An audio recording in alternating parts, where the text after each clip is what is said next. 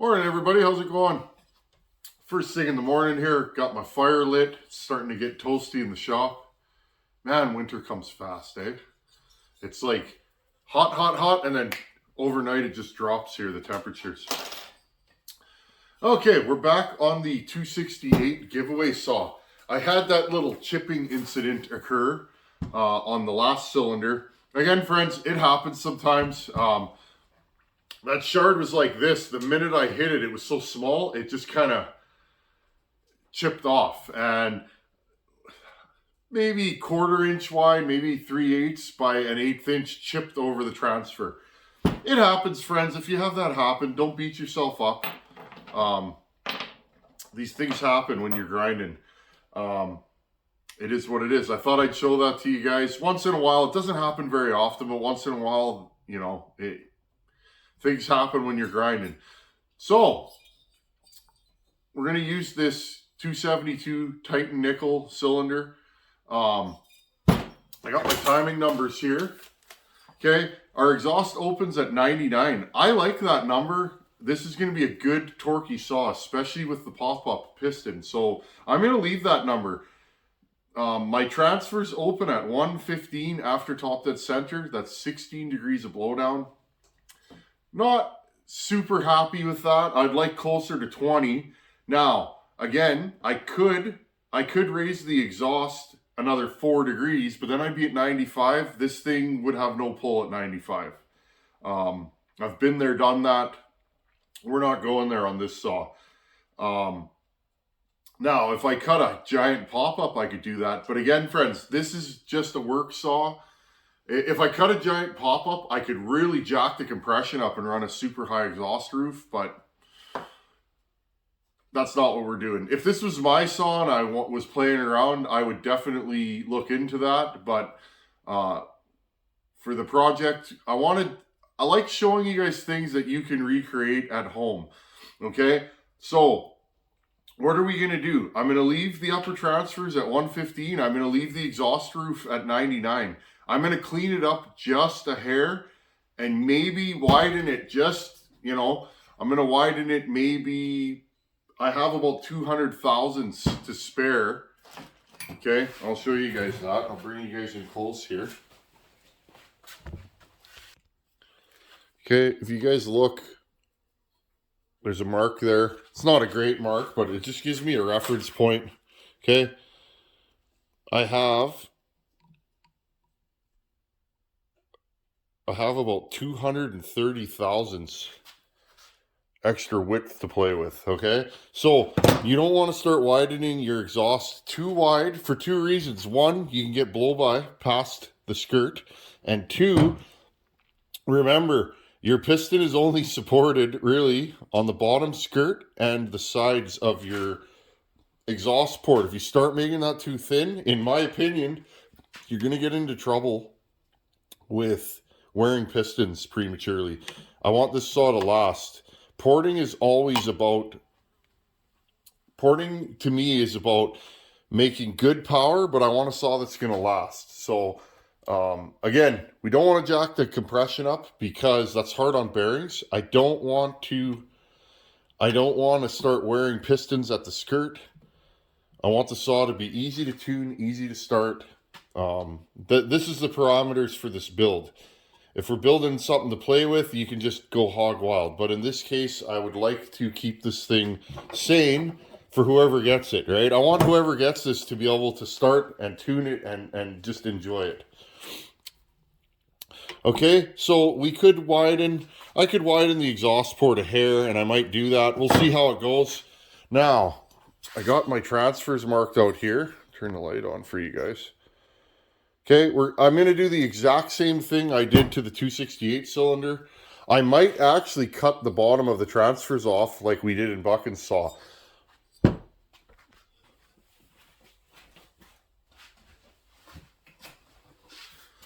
Okay, so the parameter here is I want a torquey all-use saw, something that's going to pull a long bar, a short bar. At 99, this thing will have decent RPM, and it'll pull, especially with a pop-up. So I'm happy with all that. Now, how can we make more power in this? We're going to make this thing flow loads and loads of air. Okay. That's where the power is made, in my opinion. You set your RPM range with your exhaust height, but that also is based on how much compression you have. Now, a lot of these saws I build don't have tons of compression, and they pull, which tells you when you get the moving air, it adds volumetric efficiency and it really gets them going. But in this case, we have what we have. I would prefer if I was at 20 degrees of blowdown, 22, 23, somewhere around there. But this cylinder is set up in such a way that without doing a ton of machine work, which I could do, and again, what are we really going to gain with that? Well, it might be a little bit of a stronger saw, but with the amount of torque that this thing should make and the RPM it's going to run at, it should be a strong saw out of the box. So let's do something totally different than what we normally do on this channel, because you guys, a lot of you guys look at what I do and you try and recreate it, which I think is awesome. So I'm very cognizant of that, and I try not to show you guys anything that's super involved, because I don't want you guys getting grinding and you know, not realize that there's extra steps that I may not have shown.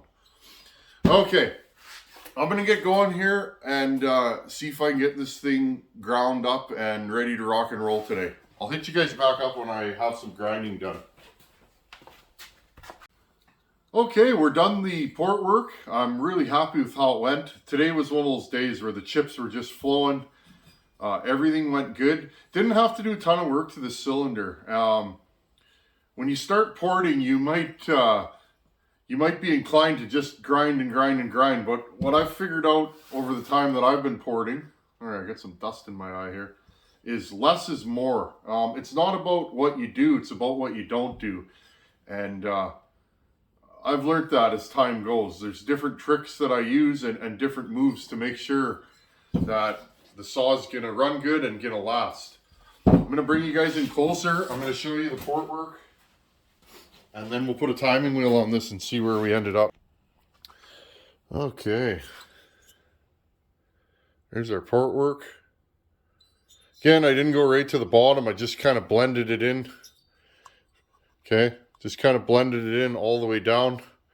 Really worked on that corner there and just making the air flow.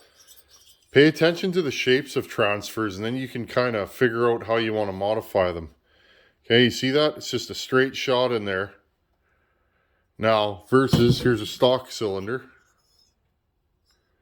Okay, so basically the flow, it has to go down and around that sharp edge. There you go. Okay, and down in. So stock, my transfers. I thinned the bridge again. Okay, I thinned the bridge in here.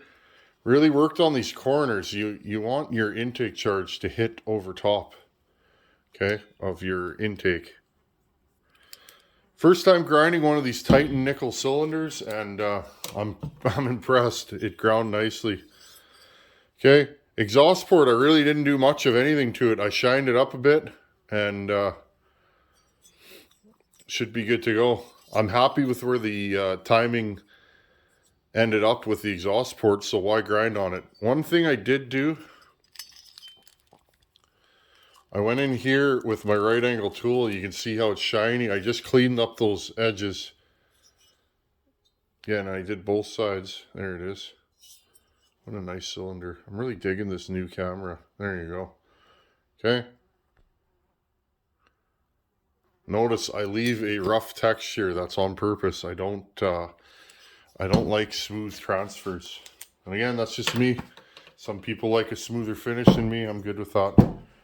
All these little moves, in my opinion, the way I've been porting, all these little moves, like a rough intake, notice how that's textured and rough. Again, that's on purpose. Not much you can do with these intakes. You can't really widen them because you'll start getting into this hole here. All these little moves that some of us use, there you go. There's my finish. That's how I do it.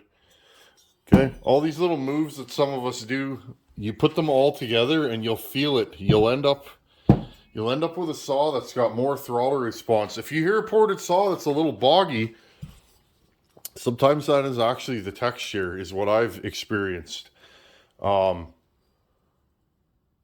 Again, I move air for a living. Part of what I do often is I have to move air that has humidity in it, and I have to keep it under suspension. And one of the ways we do that is we use a product that keeps the air turbulent and keeps it moving over these ribs. Well, same kind of idea. Okay, so when I started porting, I started talking to guys that port. The things that they told me, I was like, well, I already do that at work. And I mean, I've been moving air my whole adult life. Okay, let's, I'm going to wash this out real good. I'm going to take it in the house and actually scrub it after. I always do that soapy water, like Dawn dish soap, and I get my finger in there and I scrub it. I use a white paper towel and I scrub the cylinder walls until they come out clean. I want this paper towel with no dirt on it. All that dirt you get into a motor will can take some life out of it. So that's one thing I always do. Okay, let's get the timing wheel set up and the bottom end and see where we ended up. You see that? That's a brand new cylinder after grinding. That is fine particulate. And again, if you let that run through your motor, you can do a lot of damage really quick. So another thing is go around your edges. Okay, because I ported the bottom of that cylinder, you can see where I've gotten in there with some 600 grit. Okay, and chamfer that. Use your finger. You'll feel it when it's properly chamfered and polished. It'll feel like glass. It'll feel the same as the stock plated area. Okay, got our top end. Got a couple of cylinder bolts. See where we ended up. I haven't retimed this. I can tell just by the marks that I put in. One bolt there. I can tell by the marks that I put in that we're right where we need to be. Just want to show you guys. We're going to make this thing move lots of air. You don't need a high exhaust roof to have a good running saw. You don't. And I'm going to show you guys that. We learned that on the 850. That thing pulls like a freight train and it does not have a high exhaust roof. That thing has a lower exhaust roof than this saw. Bigger CCs, but you guys know the deal. Okay. When you start porting, you might just want to build a screamer all the time, which is fine. If you're cutting small wood and running a short bar, get this cinch down. There we go. High exhaust roofs can be a lot of fun, but the minute you start getting into bigger wood or hardwood, those high exhaust roof saws often will not pull in bigger wood, so just be aware of that. Okay, trying to get you guys the same view. 64. I see 64. You guys see 65. There we go. Right there. Okay. 64. Where are we at? 64. I'm going to bend this just slightly.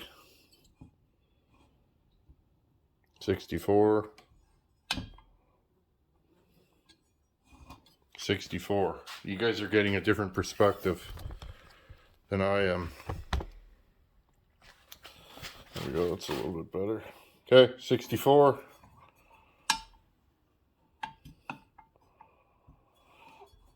So our timing wheel's just a little bit off. I'll fix it. There we go. Okay, 64.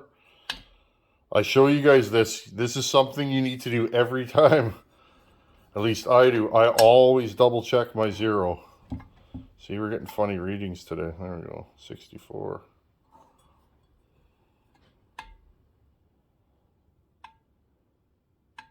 There we go. Okay, I show you guys this on purpose. This is what you need to do just to verify that nothing's moved. Okay, 64. Okay, intake timing.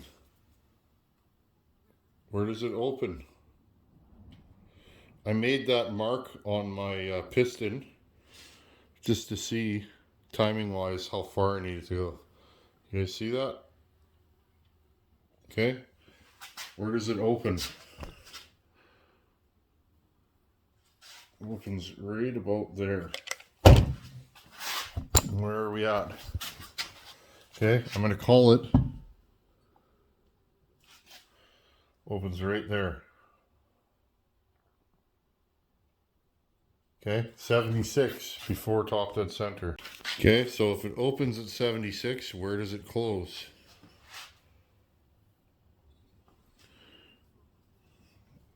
Oh, 77. So 76 plus 77 is 153 duration. Okay, that should be good for this saw. Okay. Now I set you guys back up here. I think you have the exact perspective that I do. Okay, top dead center. I'm going to time the exhaust port now. We know they usually open around 100. Looking for that first ray of light.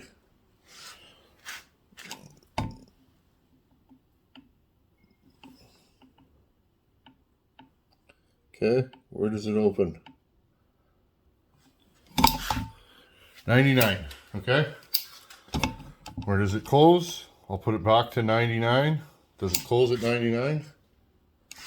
Yes, it does, okay?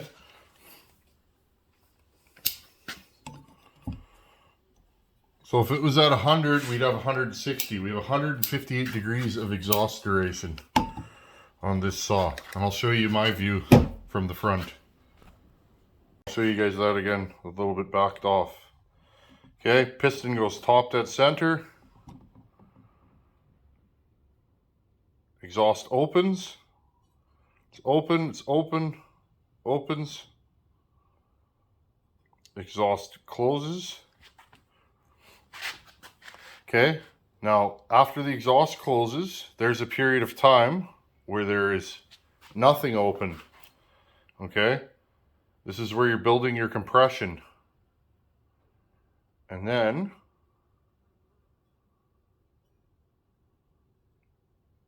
intake opens there. Intake is open. Intake closes. Okay, does that make sense? Now let's look at the timing numbers. Okay, folks, here is our timing numbers. Stock. I messed up my math here. 152 duration. Okay. So here's our stock timing numbers. Notice I did not change the exhaust timing. 99 will be a good number on this saw. For sure. Well, this will be a strong pulling saw, especially with the pop-up. 99 will give us good compression, and a pop-up will give us even more compression. So I check the transfers with a ring. That's why it's always important. Slip a ring into the cylinder, you know, and then push it up with the piston till where you think the transfer's open. Then look at the ring. Right, look at the bottom of the ring, and the bottom of the ring should be where your transfer's open. If it isn't, move it another degree, and so on and so forth. So we actually have 17 degrees of blowdown. I measured it by eye at 16 out of the box. I'll take all the blowdown I can get. So I'm pretty happy with that. Intake stock was 72 before top dead center. It's now at 76. I check opening and closing on my intakes. This one closes at 77 and opens at 76. So that gives us 153 degrees of duration. Stock was 144. So this intake is open for 9 degrees longer. So you're getting more fuel, right? You're getting more fuel. We hogged out those transfers. Stock, the transfers look like this, okay? Okay, so the air has to come out of the bottom end, up, over, and through. Every time air changes directions, it slows down, okay? Versus if you have a taper, I use tapers in building forced air systems. okay, when you cause air to do this, you create pressure. So that's why the transfers get smaller, okay? The inverse of that is, if I have a taper in ductwork, if the air goes like that, okay, you'll actually create some pull by doing it the inverse way, okay? Anyways, so what we did to the transfers is, here's the top. This is a side view of the transfers, okay? Now the transfers go like this, okay? The air doesn't have to change as much direction. You're basically straight feeding it. Again, that should create power and should make this thing pull hard without doing a bunch of timing work. Like, what did I do to the saw, friends? I hogged out the lower transfers like I always do. That'll create pull on top. Healthy dose of intake timing, not too much. If you over intake your saws, they'll get a little boggy. If you ever hear a ported saw that's boggy, or you build one that's boggy, often the intake timing is too long, and what you'll end up happening is the pressure will push back through the carburetor. So there you guys go. We'll see what this saw is going to do. I said it before and I'll say it again. The Titanikel cylinder from, look at that, Ryan sent me pens. Let's see if we can do that. Wolf Creek. There you go. Okay. Thanks, buddy. Never have too many pens. That Titanikel cylinder is gorgeous. I'm going to order some more for sure. The plating is hard, but it grinds really nicely. So I'm super happy. Let's do what else we have left in this project, and we'll call her a day for today. Okay, so what do we have left in this project as far as getting the saw running? Got to do something with this muffler. These 272s, 268s have the same muffler. It's taller than a 266. It's a bigger muffler. These are nice. There's no baffle in there. Okay, it goes straight through. Single outlet, which these aren't my favorite. They seem like they should breathe more than they do. When some guys ask me quite often, do your saws have to be so loud? And I've had guys say that while I'm cutting with them. Well, unfortunately, when you're moving as much air as a ported saw does, you need to get the air out, and part of that happens to be noise. But a noisy muffler is not always the best one. Some of these pipes that I'm making, the noisiest ones I make aren't always the best ones. A wide open pipe doesn't make power. It's where the bends are and how you exit the exhaust. Okay, so what I'm probably going to do to this is do a second outlet right here on this side. Or I can fish gill it right here, which I might actually do also, okay? This thing needs to breathe more. We need to get the air out. That should take care of the muffler. I need to go inside this carburetor, clean up the mating surface. You guys can see the green. That's from the gasket that was on here. I need to go through this Tillotson and rebuild it. We woke all the flies up in the shop. They're driving me nuts today. Okay, I'm going to rebuild this Tillotson. This is an HS 234. 234, I believe, is the second largest carburetor in the HS series that were put on the saw. This thing should make good power. I'm going to plug the decomp, and got our OEM intake block here. This seems to look like it's in good shape. You want to check these for cracks. They get warm and brittle with use over the years. I mean, you figure 268s, I think they made them like 87 to this style of 268. There was a non-XP 268 available in the States. I've never seen one, but these were made from like 87 to, I think, 92, because the 272 came out in 92, I believe. So the newest that this saw could be is 92. And in fact, if I look at the, I think I dated it already. I think this is a late 80s saw. So this stuff off gases and gets brittle.